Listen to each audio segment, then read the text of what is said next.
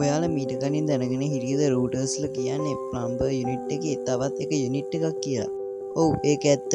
ඇත්තටම මේ රූටර්ස්ලා දැක්ක ගමන් නම් පේන්නේ ටිකක් විලන් රෝල් එක ප්ලේ කරන ටීම් එකක් වගේ. හැබැයි මේගොල්ලෝ කරන්නේ ප්ලම්බර්ස්ලා කරන කාර්යම තමයි. ඒ තමයි යුනිවර්ස් එක ආරක්ෂා කරන එක. වෙනස තමයි මේගොල්ලොන්ගේ ආරක්ෂා කරන ක්‍රම. ඒ කියන්නේ ප්ලම්බර්ස්ලා නීතියට අනුව වැඩ කරනවා. හැබැයි මේගොල්ලෝ නීතියට එරෙහිව තමයි වැඩ කරන්නේ. ඒ කියන්නේ දෙයක් කරන්න ඕන නම් ඒක බලින් කරරි කොහොම හරි කරනවා කියන එක. ඉතින් ඒකට හොඳම උදාහරණයක් තමයි බෙන්ව විනාශ කරන්න හදපු එක. ඒකට හේතුව තමයි සර්වාන්ටිස් කියන මේ රූටර්ස්ලගේ ලීඩර් හිතුවා බෙන් කියන්නේ අනාගතයේදී විශ්වයේ ලොකු තර්ජනයක් වෙවි කියලා. ඒකට හේතුව තමයි මෙයාගේ අතේ ඔම්නිට්‍රික්ස් එක තියෙන. ඔම්නිට්‍රික්ස් කියන්නේ ගොඩක් පවර්ෆුල් වෙපන් එකක්. ඒ වගේම යුනිවර්ස් එකේ තියෙන පවර්ෆුල්ම වෙපන් එක විතරක් මේක හඳුන්වනවා. ඉතින් මේ වගේ පවර්ෆුල් වෙපන් එක පොඩි ළමෙන්ට කොහොමදවත් යූස් කරන්න බෑ කියලා මේ සර්වාන්ටිස් හිතුවා. ඉතින් ඒ වගේම මේ රූටර්ස්ලා ප්ලම්බර් බ්ලැක් ඔප්ස් යුනිට් එක විතරට හඳුන්වනවා. මොකද කිව්වොත් මේගොල්ලොන්ගේ ක්‍රියාකාරකම ටිකක් අඳුරු පැතිකඩට යන ක්‍රියාකාරකම් කරන නිසා. ඉතින් මේ බෙන්ටෙන විනාශ කරන එක මේ රූටර්ස්ලගේ කුමන්ත්‍රණයක් විදිහට හඳුන්වනවා. ඉතින් කෙවින් ඇතුළු කට්ටිය යොදාගෙන බෙන්ව මරන්න උත්සාහ කරපගත් මේ කුමන්ත්‍රණයේ කොටසක්.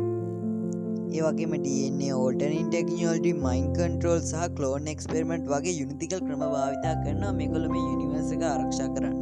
ඉතින් මේ DNA alternate technology එක උදාහරණයක් විදියට මේ ඇලන්ට බලය ලබා දුන්න විදිය හඳුන්වන්න පුළුවන්. මොකද කිව්වොත් ඇලන් කියන්නේ සාමාන්‍ය මිනිහෙක්. එයාගේ මයින්ඩ් එක වෙනස් කරලා තමයි එයාට දැනෙන්න දීලා තියෙන්නේ. එයා ඇත්තටම ෆයර්ස්ටෝම් ජීවියෙක් කියලා. හැබැයි ඇත්තටම එයා ෆයර්ස්ටෝම් ජීවියෙක් නෙවෙයි. එයා ඇත්තටම එයාගේ DNA මනුස්ස DNA තියෙන. ඉතින් කෙවින් හරහා ෆයර්ස්ටෝම් වෙන ජීවියෙක්ගෙන් තමයි මේ ඇලන්ට ෆයර්ස්ටෝම් බලය ලැබෙන්නේ. ඒ වගේම මයින්ඩ් කන්ට්‍රෝල් ඉතින් ගත්තම මේ සර්වාන්ටිස්ට මයින්ඩ් කන්ට්‍රෝල් කිරීමේ වෙනම පව එකක් තියෙනවා. ඉතින් ඒකෙන් අපිට ගොඩක් අවස්ථාවල දැක ගන්න ලැබෙලා තියෙන විවිධ අයගේ මයින්ඩ් එක කන්ට්‍රෝල් කරනවා.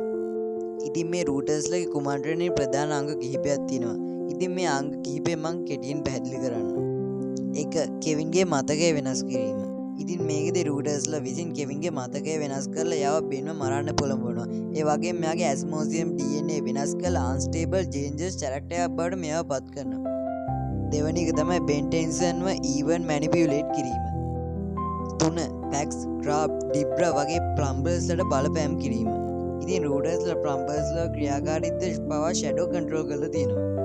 ඉතින් මේ රූටර්ස් කතාව හරහා පෙන්වන දේවන්නේ නීතිය ආරක්ෂා කරන පාර්ශවයද හැම විටම නිවැරදි නෑ කියන එක. ඉතින් මේ රූටර්ස්ලා අනුගමනය කරේ ඔවුන්ටම අදාළව වෙනස්ම විදිහේ යුනිතිකල් මෙතඩ්ස් එකක්. ඉතින් ඔයාගොල්ලන්ට මේ රූටර්ස්ලා ගැන මොකක්ද හිතෙන්නේ? ඔයගොල්ලෝ හිතන්නේ කවුද? රූටර්ස්ද හරි ප්ලම්බර්ස්ද කියලා යටින් කමෙන්ට් එකක් දාගෙන යන්න.